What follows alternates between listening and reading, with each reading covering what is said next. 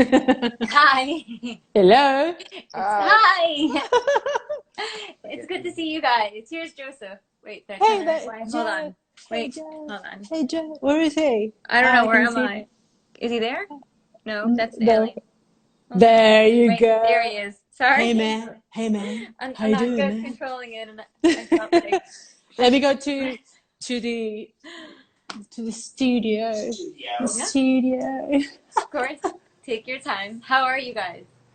Oh, we're doing great, even though the lockdown has been like really weird. It's weird times actually, yeah. I know, But but we're trying to do stuff and keep, our minds busy and stuff. So good. it's good. I'm It's been glad. good. Yep, we're all in it together, which is kind of Exactly. Yeah. cool part about it is that no one's kind of watching everyone else suffer. We're all going through it in some way. So interesting. But we're here today, of course, to talk about your work and about you and to bring some happiness and a bit of an escape from all of that. So I'm going to turn the camera back around. You guys see me since it's not fair that you only have to be on camera. But Yeah. let's focus on your work now. Um, Yeah. and so for That's everybody good. joining in, let me just get a better view. Hold on. We have Andi Soto here today with us, and we have three pieces that have remained from her solo show that she had a couple months back. It was a rather large showing, I think about 15 pieces or so. So, as you guys all know, send your questions over. We're happy to address them as we speak about her work today, and we'll see where the conversation takes us. So, these three pieces we have over here, we have Suncast.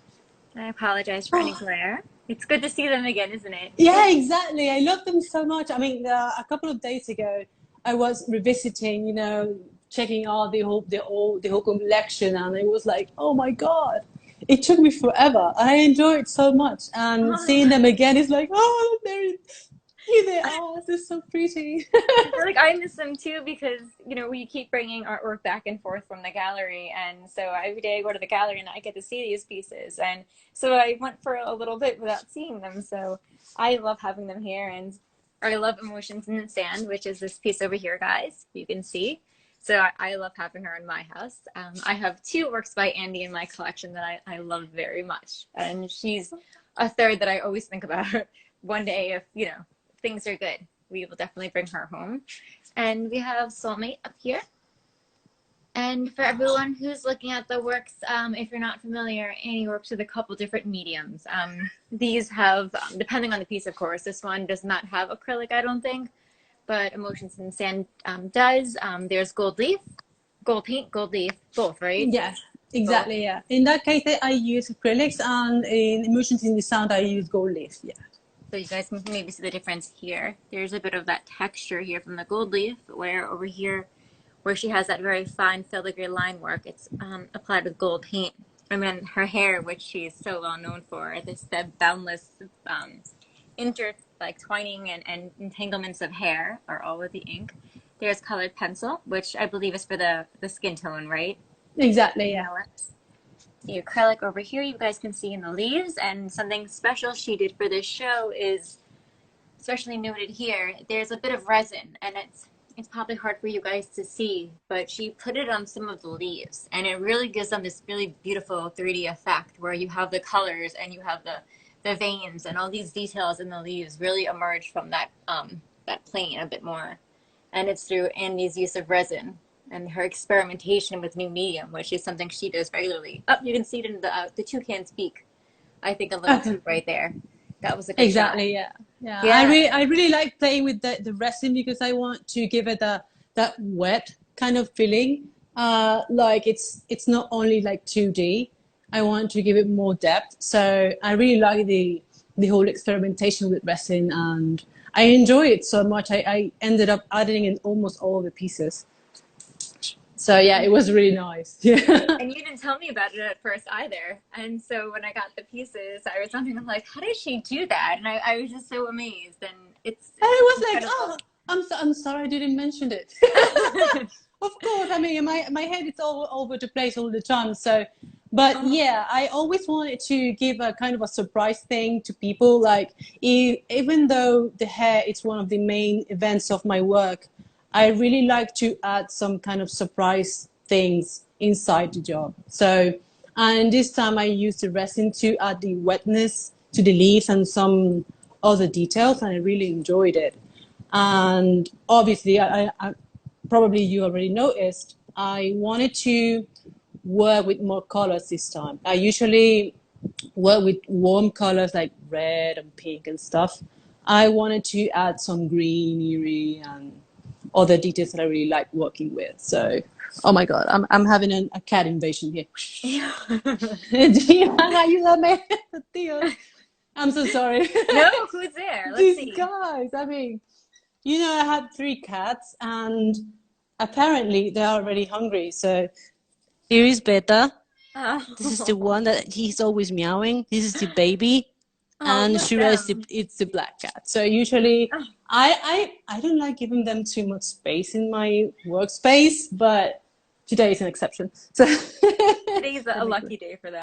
exactly. I'm usually bragging about them like, oh my God, look at my teammates here. I mean, they definitely help me to work and keep my mind, you know, busy. Now that we have like these strange times, and they help me a lot. So I think so. I yeah, think most people are appreciating their pets more than ever. They're important family members. And exactly. I mean, yep. Squanchy is it's actually kind of a superstar in Twitter. And I'm always like, he has his own days in the week. So like, we have Saturdays with Squanchy and stuff, and Oh. he has his own, you know, his own space in Twitter, and it's been like so funny. Oh. And but yeah, I mean, I try to keep him away from here because now that I'm using resin, you know, you have to keep a really clean space, so you have So to yeah. avoid so many things. So but yeah, I really enjoyed History of Emotions because I wanted to use more colors and I really like working with colors. And, you know, you have to practice and you have to explore and you have to make everything work. So, and usually maybe people notice that I usually use grayscales and reds and things, as I previously mentioned. And adding green was a challenge for me. So but I wanted to add the whole nature and jungle thing because, as you may know or not, I live in Panama. Panama is a really beautiful place. I mean, we have jungle, we have ocean, we have two oceans, obviously, and we have like many environments here. So, and the place I grew up in is called Arraijan, and Arraijan is kind of a jungle. And I really wanted to include that in this collection, and I think it really worked. And adding some of my favorite animals too. So toucans are so amazing. I really love the colors. And usually, if you're lucky, you can see them in the wild Oh here. wow. So it's not that rare that you can see toucans in the city too. Now that people are not around anymore, I mean, animals are going out, and it's incredible. So Yeah, yeah. the changes that have been occurring for sure. But now I think some of them are venturing out a bit more because humans are confined, and so Exactly, perhaps they're curious. exactly. Now we're in cages and the animals can be Yes. free finally. I mean, you can see the most amazing things here. And one of those is you can see deers in the city. And that's so weird because it usually happens outside the city. There's some places that you can see them often, but now you can see them everywhere. You can see toucans, you can see, oh my God, it's just so many animals right now. So and they can roam freely and people are not bothering them, so it's amazing. And now I can see like the toucans in my work, I can see them in the city here, so it's amazing. It's It's weird. awesome. And Yeah, we can always exactly. visit them through this particular piece too, which is nice. And I do think that you put a lot of personal history and reflection Exactly. into this collection in particular. With the mention of your hometown, there was a piece of that same name. You have the specific plant life. All these are different plants that are native to where you are in Panama, right? Exactly, so most of those plants are native from this country and you can see them, it's so colorful. And for example, in Arijan blues, most of the whole greenery is from my hometown, so you can see them. And obviously my house is like 5 minutes from the jungle, so you can see them like right there. Like, oh my God, there's someone staring right there, so you can see them all the time. But I wanted to contrast the whole green and the whole nature thing with the destruction that's happening right now because they are building a bypass right now. It has taken like 5 years, I think. I don't remember, but they have been destroying the whole jungle thing, and if you see them by yourself, I mean, you just cry because it's a huge piece of land that it's gone, and I always saw it like this is dreamland. This is amazing. There are so many animals, and ecosystems that they destroy to make this bypass, and I wanted to put that feeling and emotions into one piece, and it was really difficult actually, yeah, because every time I had to do fine lines and line arts, I had to be like really, really zen. I had to be at peace with myself. And it was really difficult to work on that specific piece because I kept thinking about that bypass and the destruction of the environment. So it was really hard. It was really, really hard to work on that piece. So I wanted to give that peaceful feeling of like you can be at peace, but at the same time you can have like a chaotic kind of surrounding. So I wanted to work with that contrast. I think your body always has that. The Yeah, work, not your body of work. There's always a sense of duality, and it's not just with the imagery that you use, but as you mentioned with your technique. I mean, when you're yeah, incorporating a heaviness of a gold leaf, for instance, and it's almost kind of as if it's consuming her. But exactly. It's like she's kind of submerging. She's submerged in gold, mm-hmm. and that's the main thing about it. I mean, even though the piece is called Emotions in the Sand, if you go to quicksand, you always submerged, just like if you're in the pool. Yeah. But what I love about working on that piece is that I use several layers of gold leaf to give different depth, and you will see different textures too. You would know there's some pieces of the gold leaf, they look more dark than others. It's because I wanted to look like that. To represent And with varying depth. yeah, exactly. So it's like water. If you see water, you see that the reflection is one layer, and then the contrast of the deep is another layer, and then you start adding layers of effects and stuff.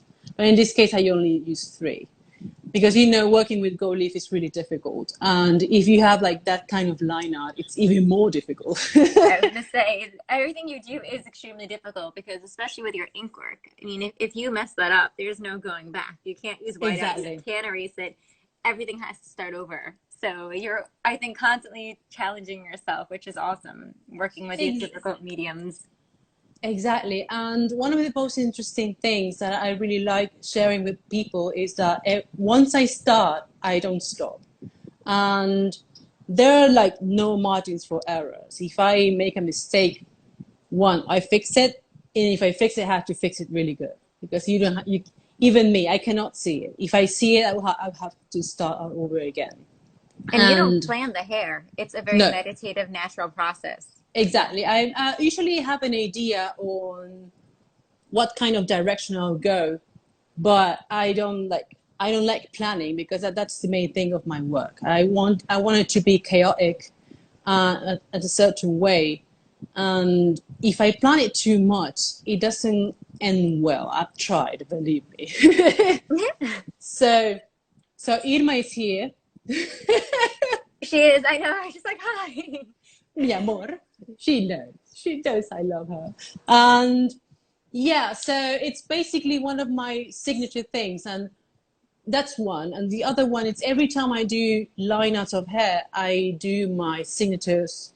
I do my signature all over again, like so many, many times. So one day I will show you because once you notice, you will see it everywhere. You will find it for sure. And I think that Exactly. your organic approach to doing hair without that pre-planning, I think is important because it gives it such a looser and more relaxed feel. And I Exactly. worry that if you were to put, that planning in advance, it would not have that fluidity and that flow that it's just so gracefully depicted. And I think that it would have interfered. So, and it's cathartic, I'm sure, for you too, just to kind of lose yourself in all these different strands. So you don't, Exactly. And yeah. and you can even like Um, it's not, what's the word? I mean, doesn't matter. I haven't spoken in English like in 2 months, so I just forgot my English. But but yeah, that's basically it. I like to work on the chaotic part of the hair. Like you will see that it has a direction, but between those directions there will be a kind of a chaotic thing going on. So you will see strands of hair going to the wrong ways, for example, or strands of hair that would just go all over the place. Like, oh my God, they're so dense. So, and sometimes it's so easy to get lost when you are working on those strands of hair. But I don't use magnifying lenses anymore, but you can see me like do this kind of weird poses when I'm drawing. Like, oh, I have to work on this strand of hair, and if you take a picture doing me doing that, you'll see like I'm not sure how to call it. It's a gargoyle. Yeah, it's the weirdest poses to I draw say, hair. Jivan walks in and he's like, "Oh, Andy's drawing again." Oh, she's doing that again. Are you okay? No. I've been working on this strand of hair for 3 hours. So. But yeah, now I'm using a different kind of table. Ta-ta. Oh, I'm not using a regular table anymore. So yeah. Oh my upgrade. God. Upgrade. Yay. I mean I spent the whole weekend painting this walls here like, because usually I mean we had this space here. I never used it. So and now that my husband is at home and he's so loud. I'm sorry, Jeevan. No, I mean that's okay. I mean, he has a different kind of work, and it requires him to speak on the phone all day. So, and for me, it's like I have to be in a headspace, a really specific headspace. So, if I can listen to him talking on the phone, I get distracted so easily. I'm like, okay, if I'm working like a gargoyle here in this strand of hair, and then I just listen to Jeevan say, something, I get distracted, and this strand of hair will disappear. And it happens like 3 or 4 times each time, and it takes me like 30 minutes to find a strand of hair. Oh So I God. try to I get didn't even think really. about that. Just breaking away I from that and then having to go return. it's horrible. It's horrible. I mean, I have a love hate relationship with working with hair because of that. I mean, it's so difficult to find a strand of hair, but I work on fixing this whole space, and I really like it. It's really fresh, and I can have my own chaotic thing here, and the other side too. Look, I have a plant there. Yeah, there's the leaves. I recognize them. I have my plant there, and I have my whole set of things and my furniture and stuff. So usually it's not that much, but you will see the cemetery of pens around here. I'm not sure. I don't even remember if I went through it away already or I don't remember. Anyways, but yeah, I mean, I have a new space. I want to put all my favorite paintings and drawings soon, so it will be like an altar to all my favorite artists, and that also helped me to focus on my work because I've seen so many people sharing their work now in a different way. I really like it, and it's impacting my new body of work. So Oh, that's awesome. yeah, I'm because excited to see. I will just show you a little sneak peek here Yeah. because I wanted to Oh, use wow. more colors this time. So I've been experimenting lately, Oh, I think she's beautiful. She and still I'm has like, that headdress, but these ribbons of color and pattern. Where are they coming exactly. from? What are they? So I wanted to explore more colors, and I found it was a fashion thing I found on Pinterest, and I really liked the colors. But in Panama, the national dresses and stuff, they have these colorful textiles, and I wanted to use those as a reference. So I think I will abuse of those colors because they're so colorful, and they have like reds and greens and blues. Oh my God, colors that I've never used before. Even though I already used greens, it's a different shade of green. It's more like saturated greens and powerful reds and deep blues. Oh, it will be amazing. Oh, Yes. I'm so wait, excited. show us again. Oh, okay. I want to see more. Sorry. Of course, of You're course. so quick. Yeah, she's beautiful. So you will see some kind of a pattern that looks like a kimono one right here. Mm-hmm. And then you will see more. I'm so sorry about my nail work. It's so depressing. Oh I gosh. will I will just use an Apple pencil to show you. Oh please. Okay, so you will see patterns like here that usually you can see these in South American textiles too. You see patterns of kimonos here, and then some fruits and leaves here. And the stripes and more leaves, more peonies and stuff. So, but yeah, I'm really excited because I wanted to play with more colors and textiles because we will have textiles here. Oh, I'm sorry, my nails are horrible.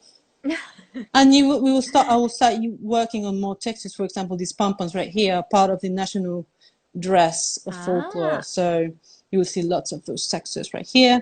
And I also wanted to play with the whole chandelier kind of aesthetic. So I wanted to add some metallic things here. And obviously, I will keep working on those metal details around this area right here. But yeah, now all those details, like the chandelier attributes that you're working through, are you looking at reference for those, or do those also just come out of your mind like finger strands? they come out of my mind and my beautiful chaotic mind. Oh I my was gonna god. say, what a beautiful mind. It's terrible. It's terrible because if I mean, I can see them. I can see the details, but if you want to you do the mirror thing, but I don't want to use a ruler, and I wanted to. I mean, I'm just doing the whole thing with my. I mean, freestyle. So I try to keep everything balanced, and it's really difficult. But I really like it. Yeah. I do too. And I usually think you will see this kind of details in Victorian things and Art Nouveau, but yeah, the whole design of these things are they came.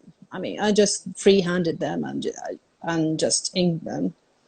and Yeah, so is most of the work then freehand? Or I mean, obviously it's with leaves you might have to look at some reference or animals, but in animals and leaves. Yes, I do have photos of references. I have a small garden here that I use as a reference too, and some pictures from my hometown. So but yeah, I have the references, but I've used them so many times I don't have to use them anymore. I'm not sure if I explain myself. no, no. I just learned to do them all over again like so many times. So now I don't have to use reference. Okay, so for gems, I have references for this one, this precious rocks right here, because I will have to use a different medium for that. I'll probably use watercolors because I've been using watercolors too. I'm Ah, kind so of that's going away from the color pencils because I want to use more gradients and transitions from one color to another.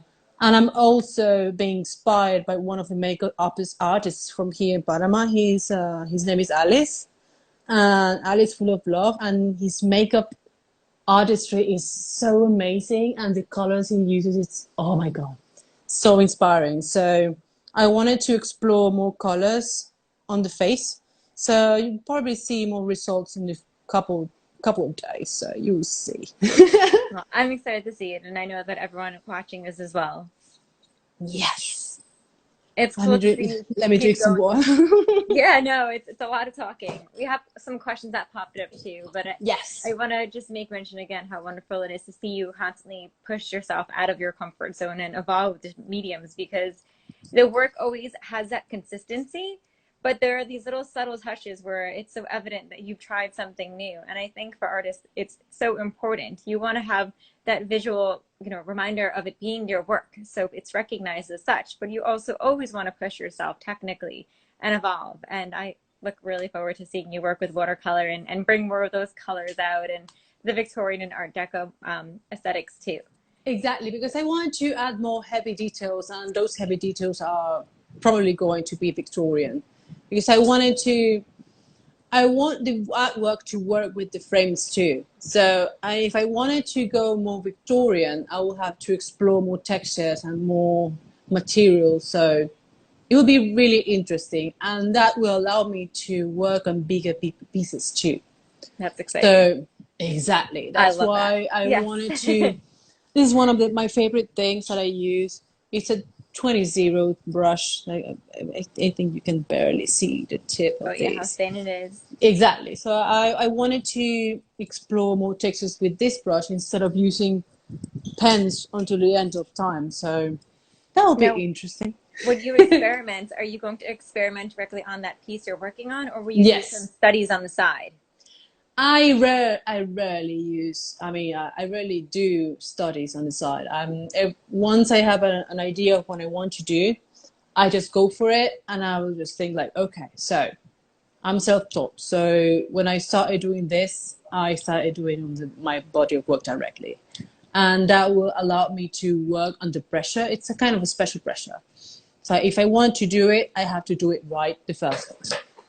So it will be interesting. And so you work best then under that kind of pressure where you have this like immense expectation of being able to work with a medium in a way that you want early on. Exactly. So I have to keep like you say, you have to keep pushing, and obviously I don't aim to for perfection because that's we'll never reach it. Thank you. Who said that? Like Dali, Picasso. I think it was Picasso. Anyways, I I'm mean, not trying perfection's to boring anyway. exactly. I mean, I'm not trying to. I usually make it work, and I really like it. If I don't like it, I will just keep it and I will just start studying the result of that thing. So, for example, I have one of my oldest pieces here. Ah, how So, old? this piece, I think there's a signature around here. That's 2011. Oh, That's wow. almost 9 years ago. So that's when you first started. Exactly. So you will see that I already wanted to do the fine lines there, and I knew okay this will work, but I have to do finer lines. So I kept using that result for other pieces, and it actually worked. Actually worked, but it didn't work with acrylics. It worked with ink, so it helped me. But yeah, it's yeah. When you start doing those kind of experiments, you just try to make them work and make them work for you. And if they don't work, it won't work now, but probably you'll be able to use it later. So that's why I don't feel bad if like it doesn't work. Like, oh no, this doesn't look good. You rarely listen. I mean, hear me say that. It's not like oh, I don't like this now. That doesn't happen. Like oh, it's not happening right now. I'll just let it be. I'll come back to it later. Usually I don't go back to it later. I just do it again. I'll use a different technique or maybe a different approach, and I will make it work. And it usually does. Oh my god, they're here again. They're here again. Go on, go. Shh. I Like told I'm so Joseph that we they're should so update our hungry. website for the gallery saying that we have new employees and list all the cats as our new employees. And of course, I mean, the most important one is the neck. That I that know. guy, that guy is precious. He's When precious. Andy and Jivan, her husband, came last year for her show and they stayed with us, they gave one of our cats a nickname called the Neck because he's very thick and he has a very pronounced neck. Exactly, his whole body is a neck. So if So you see him, if you see a picture of that beautiful cat, you will see that okay, you it's a will whole know. neck. It's a neck cat. It's beautiful. It's so beautiful every time I see him. Like, oh my god, look at him. He's so precious. The name is But stuck too. I think about it all the time whenever I see him. oh, he's so precious. I love him so much. He's obviously But the muscle of the gallery. he, You he said does the, wrong. he does the hard work. Oh, so hard work. He's so beautiful. He's so precious. They all are. They all keep us, I think, as sane as Yeah, possible. exactly. Yeah, I mean, every time I see them, now that we have a baby, I mean, this Squanchy, it's a baby of the house. And he does everything you ask him to. Man, probably one day will start dancing or something. He's so weird. And I'm like, oh, every time I have to step out and, like fresh air stuff, I'll just go to Squanchy and he will like, oh, come here, mother. I'll take care of you. I'll give you my vibes, my There's, positive vibes. they have it. No, they do, and they're just Yeah. so entertaining. Also, And every time I feel like, because this is exasperating. I mean, you cannot go out, you cannot do anything, and the lockdown thing is very strict. So sometimes I think I'm going crazy. They notice, and they start hanging out. And I'm like, oh my god, they know I'm not doing well. no. but it's precious. I mean, I love them so much, and yeah, I really love them. I really love my cats, man. Oh my god. I think we all do. Exactly. And now people were like, this girl is so weird. I mean, he kept talking about her cat and stuff. Oh What my. about art? We're still talking about art, and we're looking at art too, so it counts. Yes. But So any questions or yes, anything? so a couple have come up. So Oh let's yeah. see. So first question: how did you discover your style? Oh my God. Sweat and tears. So many, Blood. so many. I won't say blood. It would be like too tragic. Oh, no, I'm kidding. I'm kidding. So many tears. Oh my God. I mean, it's so difficult because, sometimes, I mean, when I started in 2011, for example, it was so manga-ish. I really like anime, and I wanted to be a mangaka. I wanted to be the girl that made comics and stuff. So it was really difficult because people started like, oh, this looks like, I don't know, Studio Ghibli. Oh, this you really like Sailor Moon, and it's not a bad thing. I mean, you can start with something, but then I really enjoyed working with hair. I'm not sure why. I mean, I have like a fixation with hair, and it gave me peace. I remember one piece of artwork that I did for, I think it was, I don't remember. It was for a museum here in Panama, and I had like 2 days to complete it.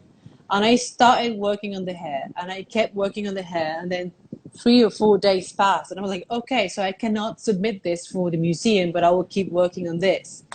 And the artwork was huge. It was really big compared with the things that I work now. And I'm like, okay, so this works. I have the big eyes. I really like big eyes.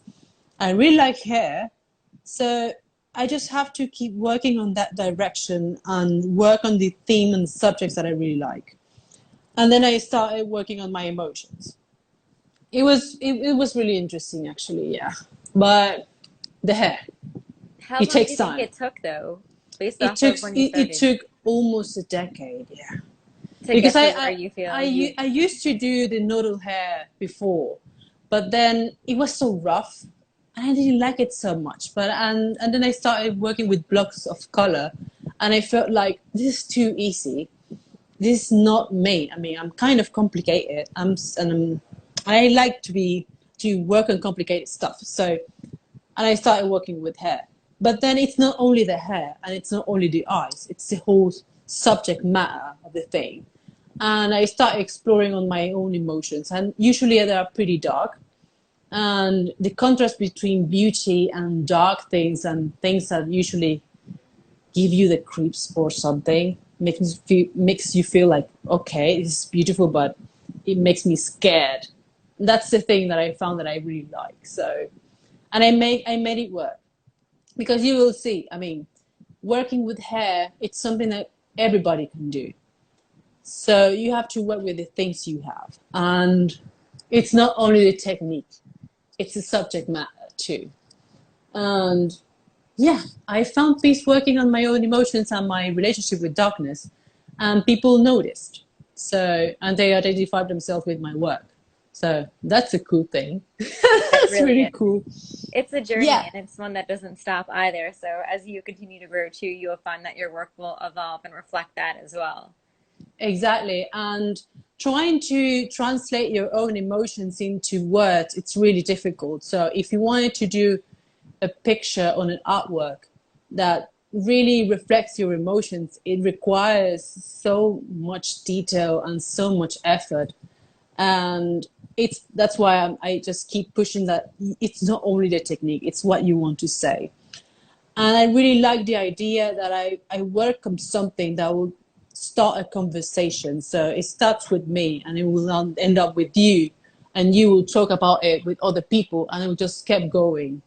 And the artwork will evolve by itself. So it doesn't just start with me and my own emotions. And I usually give people the liberty or freedom to make an interpretation of the work, because usually it grows on you differently. And I really like that. And I like people like they see my work like, and they start like, okay, so I saw this and I felt like this, and that makes me feel good because I woke something in you with my own emotions, and it's so It's weird. this it's amazing because it's like a silent conversation that you're having with someone, and And you know, the most precious thing and the most weird thing too is that usually we end up like, okay, we're thinking about the same thing when we see the artwork, like exactly. So it worked. I and did it well. I did a great job. So I think it's so also, perfect. even when someone looks at a piece and sees something different from what you intended and what you put in, it works too, because it's communicating on many levels. And I think that's a really important thing to acknowledge, because for that person, that's what this is signifying at that time. And you're now connecting people from different places and different emotional states that, Exactly. although your intention might have been different, it's still opening up your mind to perhaps some subconscious thoughts and emotions that you might have had lurking while you work on those pieces too. And it just makes for such wonderful conversations, and you get to know Exactly. people in a different way. Exactly. And usually it's just like you said, it's like it's a conversation that's there waiting to happen. Like it happened to me when we were at the opening this, and it was on Sunday, and I was able to talk with Michael, and he said like, okay, once I saw this artwork, I thought of this. And he was he was talking about these things that I had in my mind when I was working on that artwork. It was It's so cool. surreal. It was Yeah. surreal. So you felt like this. I'm sure you felt like this. And it was like, okay, so I didn't have to say anything. We're like, yeah, you're totally right. That's what happened. And it's strange because I mean, I don't have to use my words. I mean, you have to be able to communicate your emotions and your ideas. I've been working on that, by the way. Yeah, I have a friend that she told me that I had to work on my words Oh. because it sometimes it's really difficult. And I was able to transmit some ideas, and he got them right away. And he was like, "This is incredible because I wanted to ask you about the title of the artwork, and it made sense because I felt like that. I felt this, and I was like, hey, that's exactly what I felt when I was working on it. What that? It was so real. So it's really exciting, and yeah, I mean, it's a conversation. You have to keep pushing yourself to do something that will create conversation, and people will enjoy it, and they will enjoy it in different levels, and they will identify themselves with the artwork, and they will say, yeah, so there's a piece of Andi Soto with me, so that's clear. That's so weird. It's not weird at all. It's creating a friendship with someone you haven't met yet, or you're just meeting, and it's kind of always having them home with you. And it's near or far, it doesn't matter, but it's especially special when you're able to come to the gallery and we have your work on exhibit here, coming all the way from Panama, with different aesthetics and palettes and ideas and backgrounds that here now are Yeah, resonating with a local collector base too, who has had completely different experiences and exposures. And it just brings people together in a time where everyone is so socially distant because of technology and our exactly. reliance upon social media and texting and whatnot. It brings the human element back, and it's awesome. It's amazing. It's amazing. I really like the idea of being able to go there and experience the whole thing with the in the gallery because you cannot.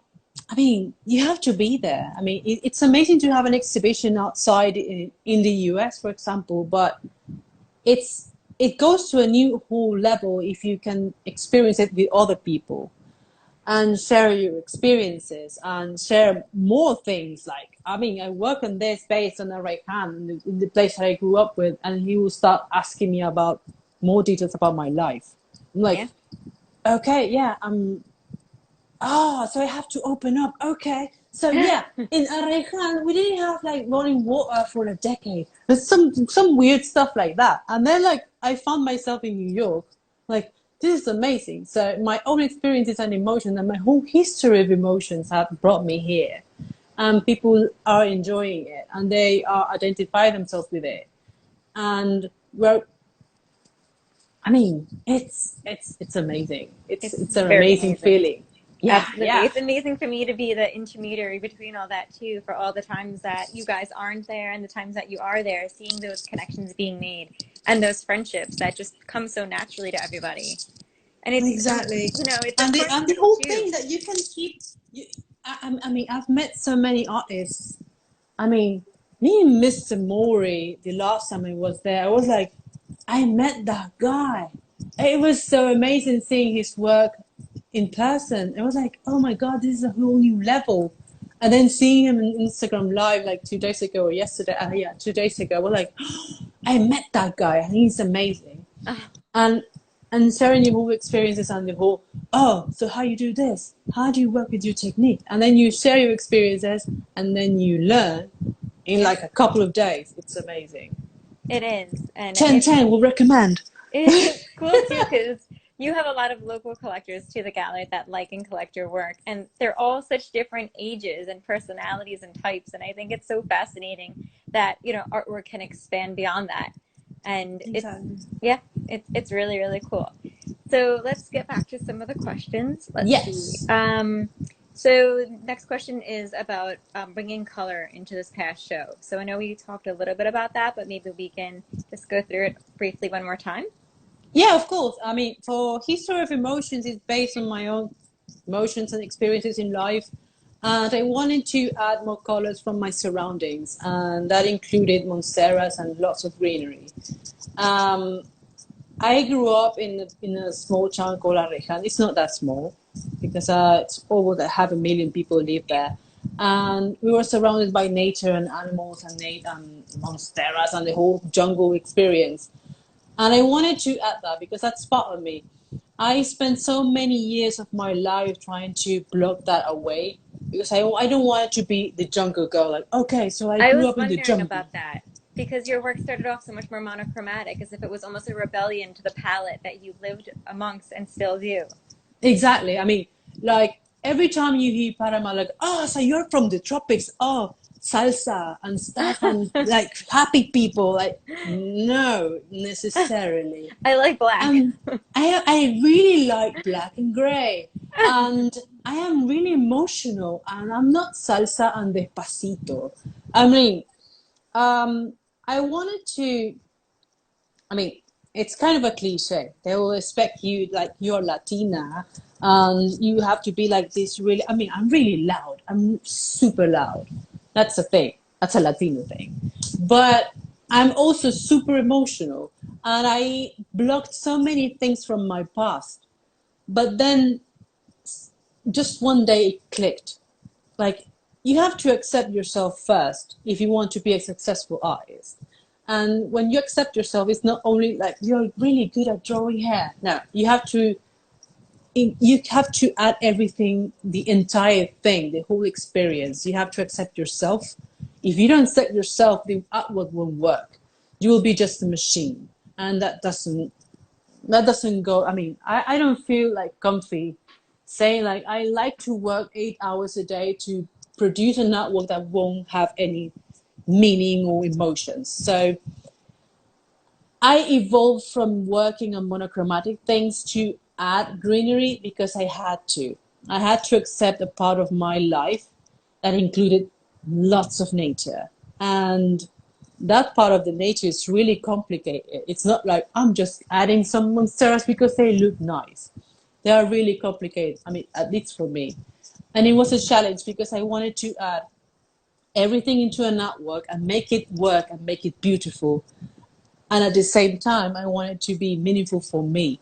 And once it works, it goes all the way. You got So it. it wasn't so easy to add colors, but then I really liked adding some colors. So like I mentioned before, and now I'm exploring more colorful things and textures and fabrics. So it helped me a lot working on this collection Now because you now fell I don't down. exactly You're down now the I rabbit hole. exactly. I'm like, that's why people like to do the colorful things. And it's not only about making it work because it's science. I mean, you have not every color will just look good together. Mm-hmm. And Yep. my artwork, it's really complicated to mix with colors. So yeah, it's interesting. And I think it was about time to add more colors and people to see that Andy, it's not only a monochromatic machine that will just work on line arts, and You I'm still able are a to do machine, but kind of. like a animal machine. How crazy I'm you like a are for printer. I'm like detail. a human printer. Like, okay, I will just work 10 hours today to do some hair. Goodbye life, But goodbye food. bye. Welcome lockdown. But yeah, I mean, it's been really nice because I appreciate colors more. It's not only like I'm not. I mean, colors are not for the lazy. And it's you have to study a lot. I mean, you have to see nature and how the colors work together. And I see my little garden. Like, okay, so this green is not the same as this one. This shade of green. Oh my God, so many shades of green. I don't have enough green here. So what Yeah, do I have to do? I have watercolors. Now I have to use markers because I don't have this specific shade of green from watercolors, and I have to use markers. But it's then I true. have to mix it with color pencils because the shade is not correct, and then it has to shine a little bit. It's weird. And then I put resin on it on top of it, and it And that looks changes. different. I'm like, oh my God, colors! It's a new world. I mean, I It really is. enjoy it. I was So gonna say, every time, I mean, for example, uh, the the work on the top. I mean, with the toucans. I mean, it was like a self-discovery there. I was like, okay, so purple looks really nice with green. I obviously remember I'm self-taught. I didn't go to school, to art school. I had to learn everything on the road. And then I found like, okay, so these two colors were really nice. So Jivan, my husband, will say like, okay, that's complementary colors. Did you know that? Like, oh, I didn't remember. So yeah, so that's basically the kind of things that I started to do and explore. And then I saw color combinations of color that really work in nature. I'm like, okay, I have to emulate that. I have to go there. I want this to work, and I want it to work with my line art, and it did. And I was like, okay, this is new. I have to keep working on colors. It's so ridiculous. Yeah. I'm getting amazing. so excited. I'm sorry. No, I think you were giving such good advice for those who are learning on their own without school to assist, looking to nature and looking to what you're already familiar with and you see as beautiful and you envy, to kind of explore that and integrate that into your work and watch it evolve from all the different parts and pieces that you put together is really great advice. So I think I Yeah, appreciate it and I'm sure everyone I does mean, too. and even if you want to go to art school, just go to art school and then break all the rules. I mean, I know people that have gone to art schools. I have a friend in Croatia. She just graduated from fine arts, and every time she works on something, she breaks the rules, and the most beautiful paintings come out of it. And I'm like, can you give me some advice for to do to break those rules of the fine arts? She was like, of course, I will help you with that. And Oh, it's amazing. So it took her 4 years. Yeah, I mean, it took me like a decade to do something, but it's the way I chose it to be. I mean, I could have gone to art school, but then I studied advertising. So I learned something, but I decided to go through the whole self-taught road because I wanted to be, organic. It's tough.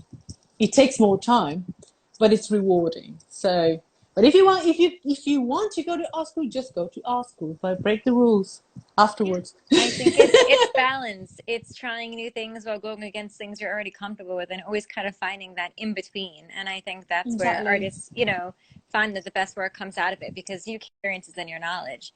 Whether you're rebelling against it or embracing it, it's still a part of who you are. Exactly. And it makes everything so powerful and meaningful. And I've said it like so many times every time I do live sessions, like if you do something that it means something to you, people will notice. And you can be self-taught, you can be a graduate from fine arts.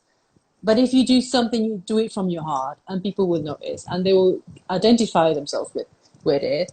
And that's the whole thing. I mean, you have to be happy with your work, make You it do, work. and it shows in the final, piece that you create, and it resonates, I think, a lot more with people when that is there.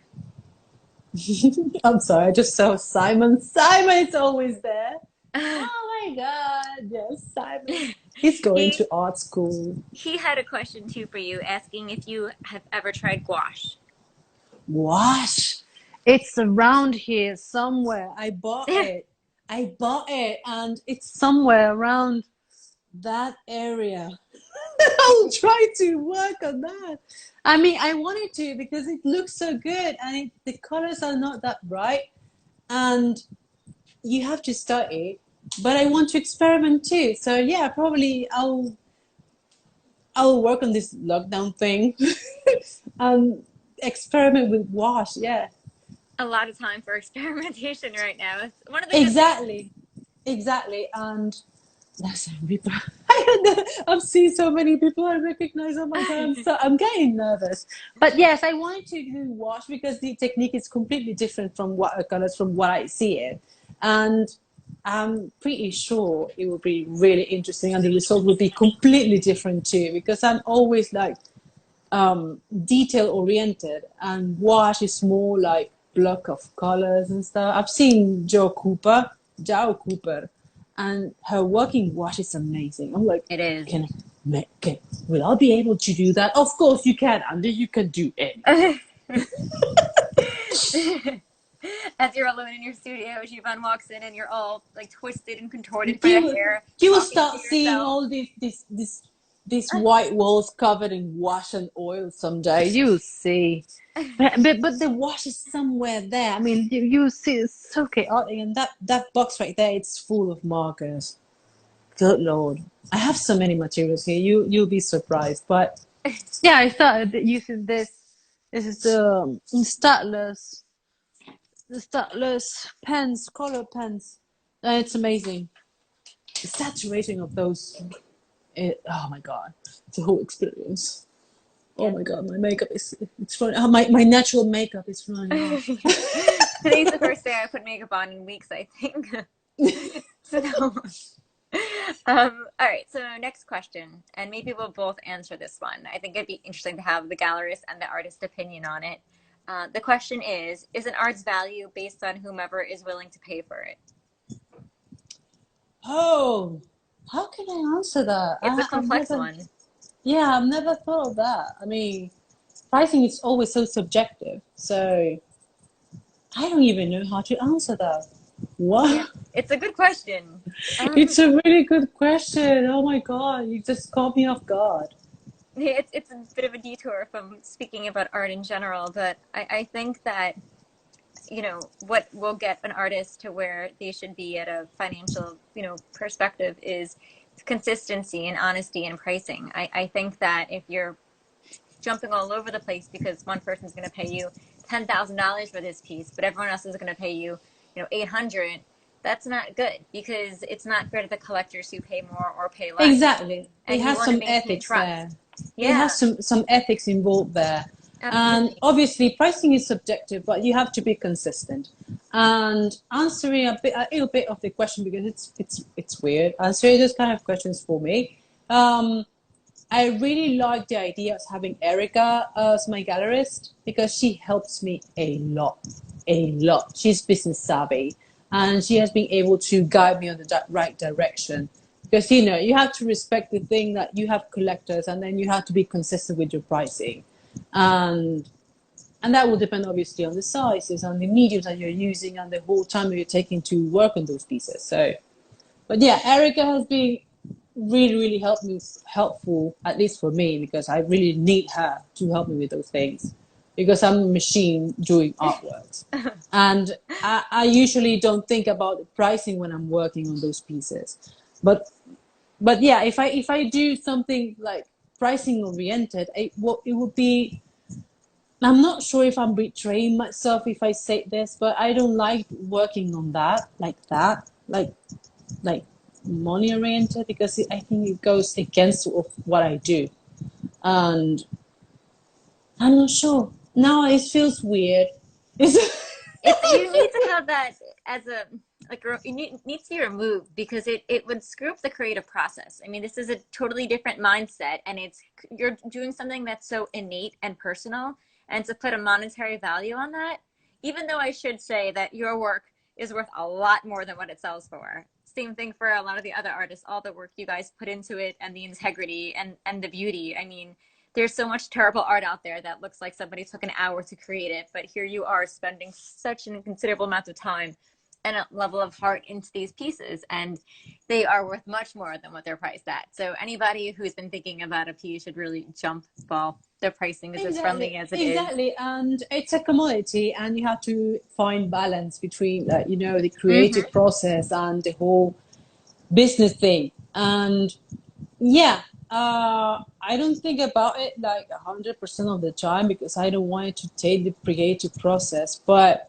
you have to keep it in mind usually when you work on a collection. So, but But if yeah, I you mean, work with a it's a gallery, you should, not have to worry yes, about it. That's something that they take away from you, so your focus can be on creating, and that's their job, and they should talk to exactly. you and work with you about it.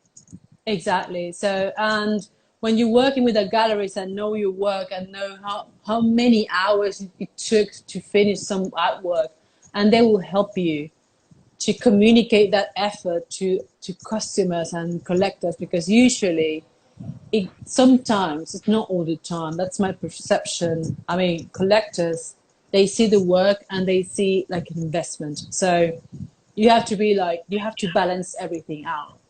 I'm not sure if I'm explaining myself I a lot correctly. of times, yes, but I feel like we're lucky with the collectors that we have because I Yes, swear, like 9.9 out of 10 times, they're buying the work because they connect with it. They want to live with it. They're exactly. moved by it. There's something there that's connecting them beyond just, the visual, and it's a very wonderful thing. And I Exactly. I love mean, that it's that it's doesn't come up. it's amazing. Like, okay, so you sold out everything. Whoa, it feels so good. But then you will see the pictures and the whole thing that collectors do when they buy your work. And I see the pictures and I just cry. Like, okay, this is happening. This is someone's house, and Yeah. they dedicated a whole wall for your artwork. That's priceless. I'm like, if I could eat those feelings, like nurture myself with that. They'd be You so know, delicious. exactly. I mean, it's so fulfilling. Like, okay, so every time I talk about it with my husband, like, okay, so I think I did it. I think I made it. Even like, why? Why? What are you saying? Are you crazy? Like, no, man.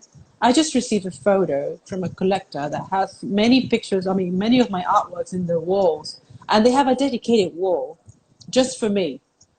And that will start crying. Like, is this possible? I mean, it's happening. People are collecting, and it feels so good. It feels so good. It is. It's not only with like original artworks. I mean, people The around prints like too. collecting your stuff. Like I have a pin, and they take the pin, and they will like, this is my precious pin from Andi Soto, and Oh, it's so cool. And I won't wear it never because I don't want it to whatever. And I'm like, okay, I made it. Yes, it's happening. And should I? What are you? Okay, the cat is already doing stuff there. no. Okay, but yeah, I mean, from a really really specific question and that's really dense for me, and then it transforms into something like, okay, art is so precious and it worth it. It worth it. And if you want to buy some artworks and you do it and you will put it on your wall and it will fulfill you for the days to come, I mean, it's totally worth it. It is. And the feeling does not get old. I mean, for you and for the gallery too, every sale feels incredibly special, and it's a very remarkable moment that you get to share with your Exactly. artists. And that's even more beautiful because here you are experiencing something that brings you such joy and fulfillment. But now you get to share it with someone who you respect and love as a person and as a professional. So it's really unique, and we're very lucky that, we've had Yeah. such great And support.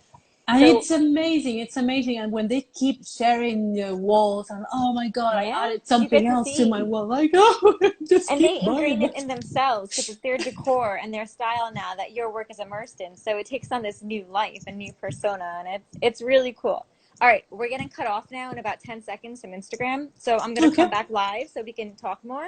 Okay. There's a couple questions from Ben, from someone else about time frame, and I don't know if I missed anything. So please come back, send us those Okay. questions. We will be right back, guys. She's good. I like that. We're live now.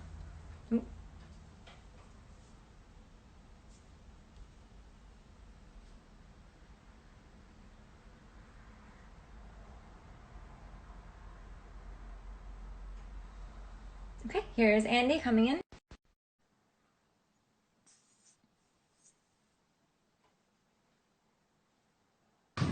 Yep. Okay, you're back. We're back. Oh, You're you look just, so good. I really like your hair. I mean, my hair is like, oh my God. oh, mine's a mess. Hey. Oh, hi again. Joseph, say hi. You're in the background. All right, Joseph, back to your art. Joseph says like, huh. Okay. All Okay, right. so let's do this. I mean, we had a couple of questions there.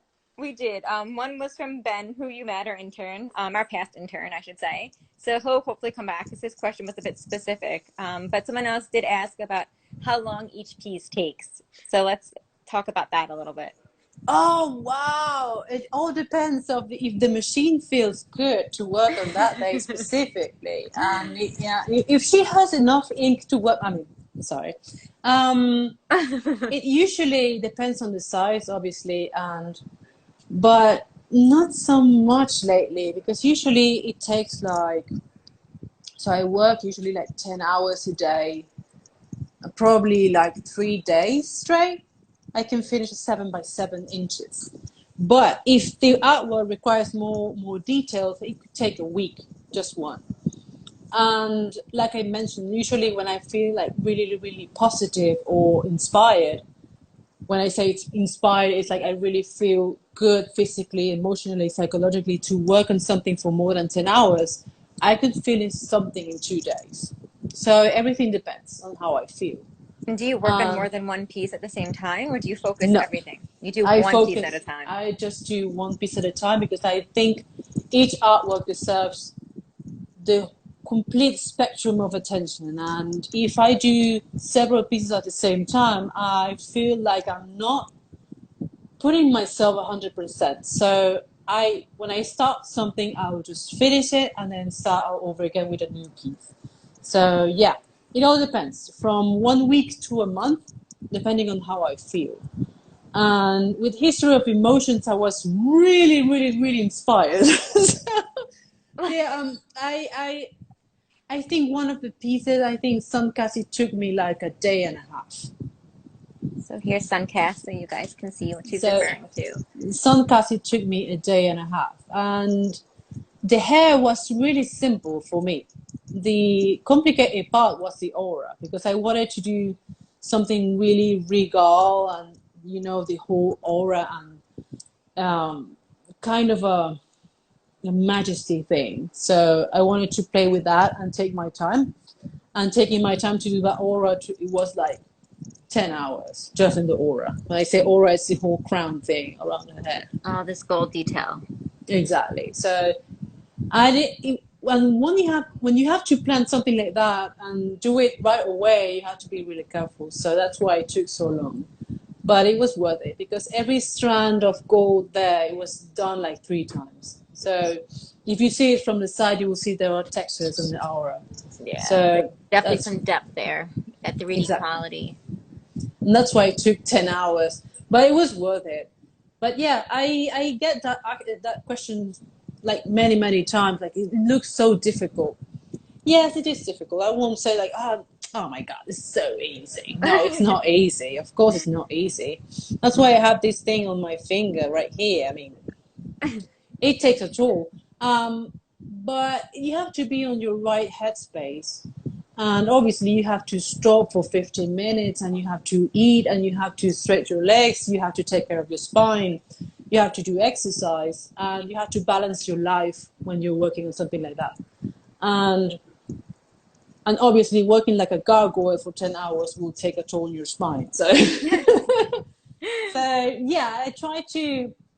Now I'm taking more time to work on my line works. So they look, it's not like cleaner, but they look more tight. I will show you again what I'm referring to.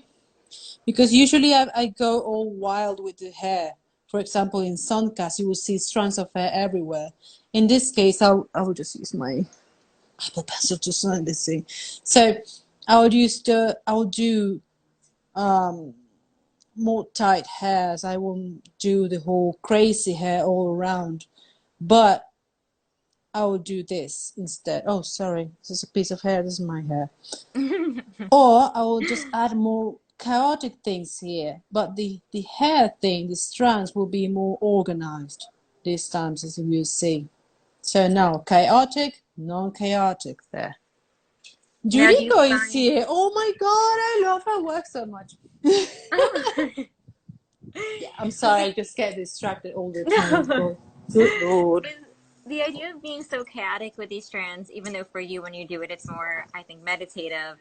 How do Yes. you find it contrast to what you just showed us, where you have things that are a bit more organized and tight? I mean, for me, now that I'm starting to do more organized work, it's it's more difficult because you have to be so clean, and chaotic work will give you freedom to do whatever you want. But if you want to do these organized strands of hair, and you have to make them work, and usually I can work with the balance of the work, I mean of the artwork. But if you do tight strands of hair, you have to be really careful of balancing that work. It's easier for me when I do the whole crazy hair around.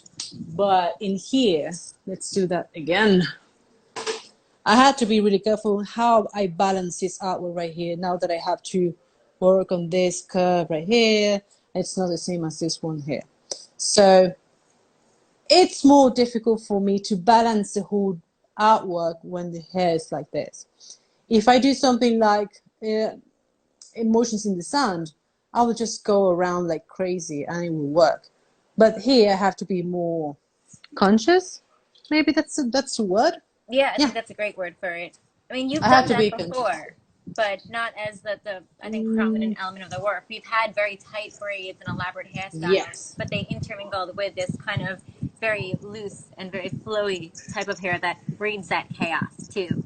exactly. I mean, I could do like mixes of stuff like many braids of hair, then mix of strands of hair, and look like everything is like a spider web. But tied hair, it's for me it's more difficult because I have to be careful with the balance of the artwork. I mean, I have to add more details from like other kind of details. In this case, will be strands of fabric or maybe more metal details around. For example, in this chandelier right there. But yeah, I have to keep evolving. I cannot be like. I really like doing chaotic hair. Like my hair right now, it's chaotic. This fan is driving me crazy. Just give me 1 second. Okay, there we go. So, but yeah, I mean, you have to try different things, and maybe I will find something more interesting than hair. Who knows? No, you can't ever let go of the hair. You No, always of have course to have a not. little bit Never, of that there. never, never. You just do it too well. Oh my god! I mean, sometimes it drives me crazy, but it worth it. It worth it because I will be able to explore other textures, and in this case, obviously, probably will be fabrics and colors and stuff. So, yeah, I'll never let go of the hair. Good, because no Okay, I one ran can out do of it hair. like you. No one I've seen ever has been able to do this, and I look at a lot of Nope. art. I Very know. humbling. I'm no. It's a whole technique. It takes time, and it was worth it. I mean, that kind of hair. Usually, I see it again and again. I go, oh my god, you have to be crazy to do that. Ah. You're one of the least crazy ones too. That's the funny part. I try not to give the vibe that I'm crazy, but you know, Well, I mean, behind closed I'm doors, it's a kidding. different story. It's a different story. Poor Jivan, he knows the whole backstory here. I mean, he have seen me like, I cannot make this work. You'll make it work. No! It's a whole conversation around if you can do it or not. And then at the end of the day, I do it, and it ends up like being the most amazing thing. Yeah, it's just that encouragement. It's what we have to Exactly. give You each have to other. push yourself. You have to be really patient. I mean, if you want to work 10 hours a day, you have to be a really patient person. And that usually when you work on those mediums, like for example, oils or acrylics, you can work for 10 hours, but the work will be totally different. And 10 hours for me, it's like nothing. It's the minimum. So, Yeah, and everyone, yes. of course, is different with that. I know some people break, every couple hours. Some people only can do a little a day. But you find what works for you, and I think it's important to work with that and not, Exactly. Yeah. yeah, strain yourself in any way. So Ben sent over his question. Thank you, Ben, for doing that. Thank you, Ben. He says, when drawing figures, how would you recommend practicing line work to indicate subtle anatomy with a lot of defining lines? Oh, wow. I could not remember Oh. that one myself. Oh, wow. Practicing. Okay. Can you repeat that question again? Yeah. Okay. So when drawing figures, how would you recommend practicing line work to indicate subtle anatomy without a lot of defining lines? Oh, okay. I get it. So how do I answer this? I mean, first, I don't know my anatomy by heart. I do use lots of reference, and sometimes I mean, a couple of people had noticed. I use myself as a reference in the hands. I mean, all the hands are photos of me doing this weird thing. So if you see those artworks there, those hands are mine. So, and how do you get to do the artworks with so many with minimum lines? In I that think case, you so. have to I think, work with the contrast with yeah. colors because if you see, I usually use very simple lines for hands. Oh, sorry, I was getting a message here.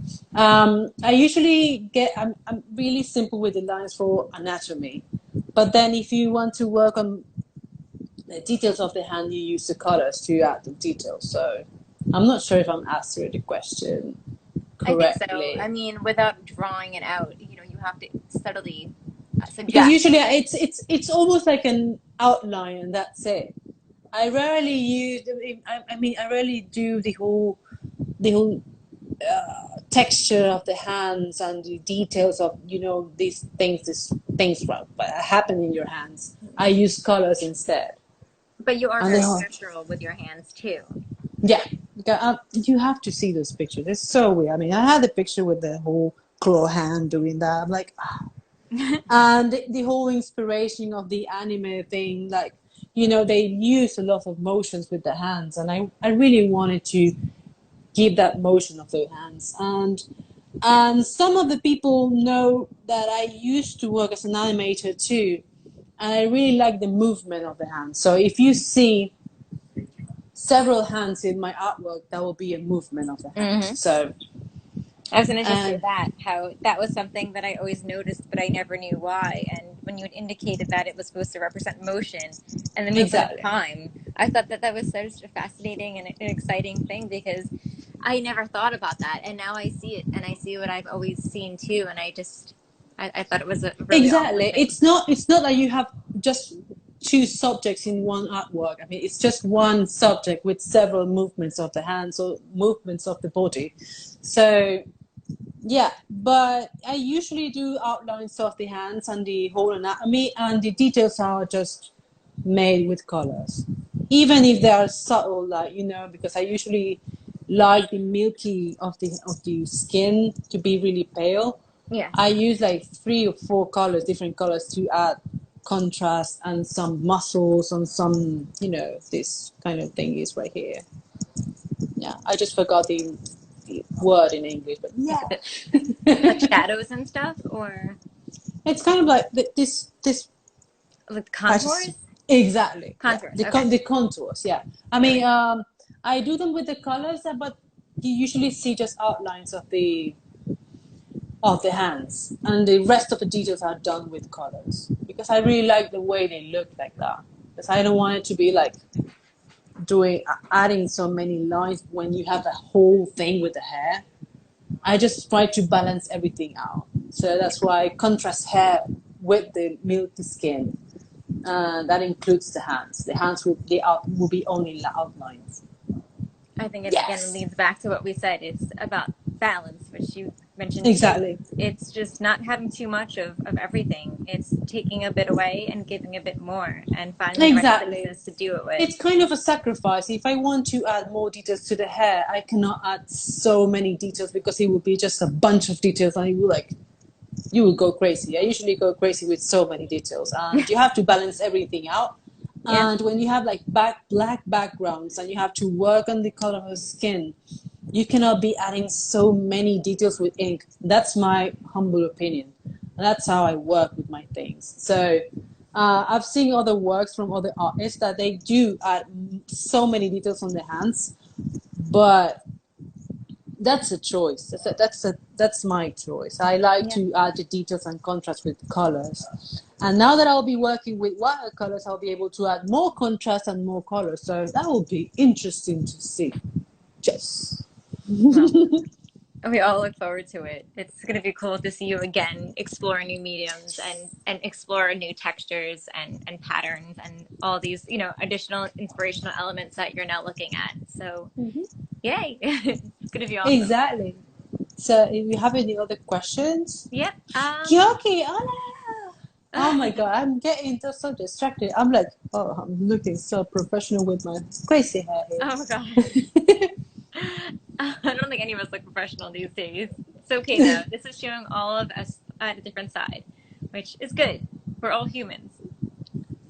Okay, So, all let's see. right. Oh, another question. All right. Have you ever tried sculpture or had a sculptor remake your work in 3D? Simon, why are you asking those questions? No, I mean, seriously, no, I haven't explored sculpture, but that will be very interesting. Once I got a question like that, and it was a 3D animator, and he asked me like, why won't you just do an animation of your girls with the flowy hair?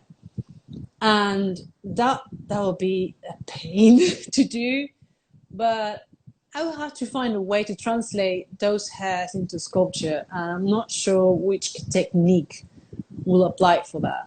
But that's certainly something I would like to try in the future. I think you would Yeah, make for a really beautiful piece, but I again also wonder like what would be the best medium to not lose that quality of that hair exactly, because because it's not blocks of color, and I work on every single strand of hair. It's not just a patch of hair that I draw. I mean, I just draw and do this again and again. No, it's so difficult. And if we want to translate that into sculpture, it has to be like something very interesting to do. It yeah. would take like lots of time. Usually, when you see hair in real life, you will see just a bunch of hair, and then you will see small strands of hair going out, and you can emulate that in sculptures. But if you want to do that, what I do in drawings into sculptures, that'll be interesting. That was Yeah. something that we'll have to study. It's a good thought exercise to kind of figure out what would work best. Exactly, because in this case, if I wanted to do my girls into sculptures, that's totally doable. But my work also includes the hair, and that's one of the biggest parts of it. So Yeah, some people are suggesting corded wire, lengths of wire, but it that would, could be, it yeah. could be. But I mean, I'm not sure if you're familiar with the work of Popoi sisters. Mm-hmm. Um, I am. they have like this amazing dolls with the whole crazy hair, but I see it and I think it's not enough. I mean, if I wanted to do something similar in sculpture, I'm not sure if I wanted to use wire. Yeah. Probably I will just use real hair or something. That's so weird. I just said it's so weird.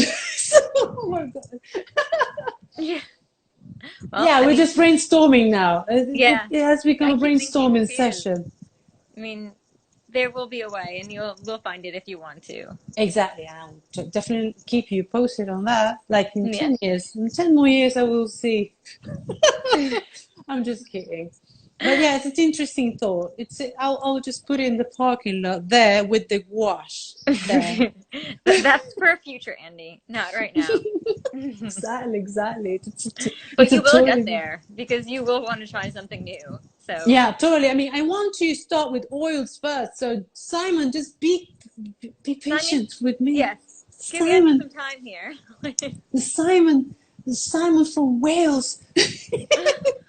I remember. That's one of my things. I just remember everybody. Oh my Well, god. that's an awesome thing. All right, It's so also I let me see. I don't see any more questions. If you guys do have anything else you want to add or have us talk about, now is the time. now it's the Otherwise, we're time. yeah, we're gonna start to close out. But yeah, just for anyone new here, and just to kind of end this nicely, these are 30 pieces from Annie that we have from her recent solo show. We do have some other pieces too, so if you guys are always interested in knowing more, I'm here to talk with you about it. Everything is also on the website. If you just go to the inventory section, Andy has her own page. There's not that much left, but there are really good pieces that do remain. So feel free to reach out to us to talk about those. If you have questions about these live stories, payment plans, anything and everything, I am home all day here to talk to you guys further. So don't hesitate. And Andy, I'm sure would love to hear from you too if you have questions about her work or if you have anything else that you'd like to know. But otherwise, your time is up now. I guess no more questions. It's up. Thank I'll you. just go back. I'll just go back to so you can see it again just one more time because I won't Yeah. post it again. So I will just go back to this. This is the kind of things I will start doing from now on. And it's kind of a different approach to colors. And if you want to acquire some of my pieces because it's only 3 left, right? Yes, it's only 3 left. Yeah, from this show. Just contact Erica at Haven Gallery and she will take care of you. I And will. take them home. Take them home. You I'm such a clown. need to get out, I think. I need to go out. I need to run. I need to run from this place. Oh my God. All right, one more question popped up. She asked, "Do you think you'll be drawing birds again?" Birds. I'm always drawing birds. What do you mean? No, probably yes, because I wanted to explore more. I mean, now that I'm exploring more colors, I wanted to explore more different species of birds. So I'll probably go away from the whole Latin America species. I'll probably go with Eurasia species. And yeah, you will see those very, very soon translated in fabric. So Yeah, that'll be awesome. that'll be awesome. Look at this t-shirt. Yeah. By the way, look at my cool t-shirt. Look at my cool t-shirt, fabrics and all. Yes. But yeah, I mean, if you're interested in acquiring one of the pieces, you can contact Erica. And there's only 3 of them, and one of my favorites is there. It's Emotions in the Sand. I work on gold leaf. It was a pain. It was worth it. I love it. Take it home. Oh my God, it sounds like a commercial. I think she's my favorite too, but I shouldn't have favorites. But I always have quite a number, and she's one of the only ones left. So if you yeah. want to also break my heart simultaneously, you're welcome to do so. So, Oh all right, my God. I'm gonna switch back so you get me. In my, Oh my God, I love your nice. hair so much. Oh my God. I hate it. I've been trying to tone the yellow out, and now I have purple everywhere. Oh please, you look like an elf. Well, thank you. That's always my aim. But okay, so then we're gonna wrap it up. It was nice to see you. And Joseph. Good to see you too. Bye. Take care. We'll keep in touch then. Thank you, Andy. Thank you, Stay everybody, safe. for joining us. We'll see you all tomorrow, and yeah, stay in touch. Bye. Ciao.